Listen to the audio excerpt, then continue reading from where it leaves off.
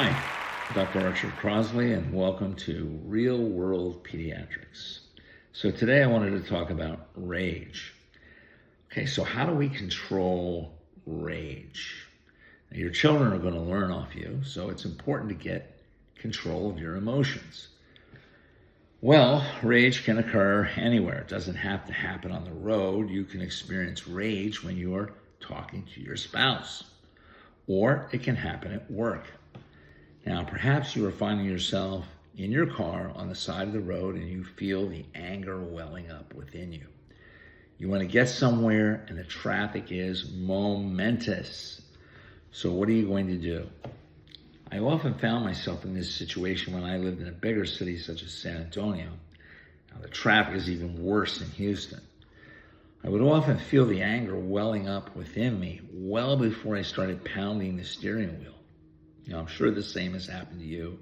You work hard all day and all you want to do is get home. So, finding myself in that situation a lot, I had to go home and think about what to do in such a situation.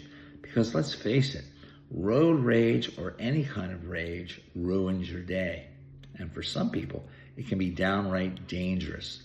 Some people have gone to jail over road rage. And as I stated before, it can happen anywhere. It can happen at home, even if you're fighting with your wife.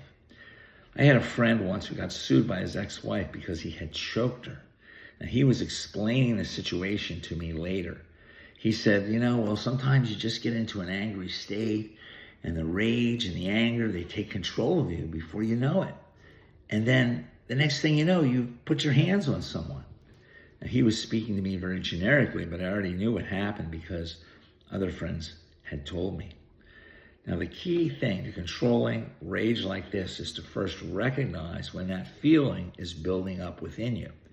The next step is to physically walk away from that situation. Don't think, just move.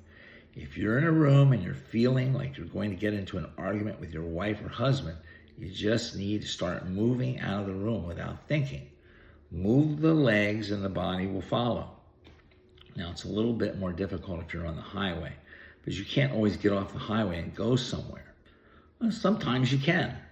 Sometimes you're stuck on a city street where there's a lot of traffic and there's a store with a parking lot off to the side. Move into the parking lot and turn on the music. Just do it. Don't think about it. Okay, the third thing that you have to do is lower your expectations. Often we get into a rage because our expectations are higher than what reality is ready to deliver. When reality exceeds our expectations, we are generally happy. When reality is less than our expectations, we become unhappy. So it's important to lower your expectations. And forget about deadlines. Many times we're in traffic and we have to get somewhere by a certain time, or so we think. At that point, we can begin to get a little edgy, even angry. You just have to say to yourself when that happens, to hell with it. Let the deadline pass. What's the worst that's going to happen? So try to remember these 3 points when you feel the anger welling up within you. Number 1, get good at knowing when you are starting to get angry. Number 2, physically move away from the situation. Don't think about it, just move your legs. The body will follow. If your spouse comes running after you, run faster. Number 3, lower your expectations and forget about any deadlines. There are no deadlines except death itself. Okay, well, I'm not immune from rage. Now, it was more common when I was younger, I can tell you that.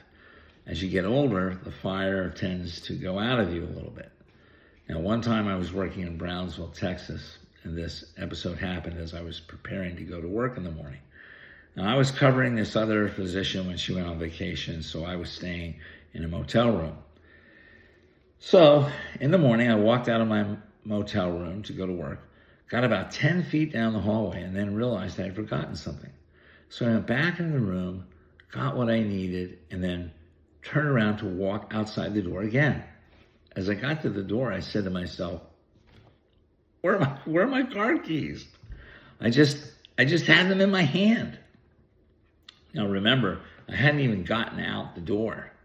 I turned around, started looking for the car keys, but I couldn't find them. Jesus Christ, I said to myself, where are the freaking car keys?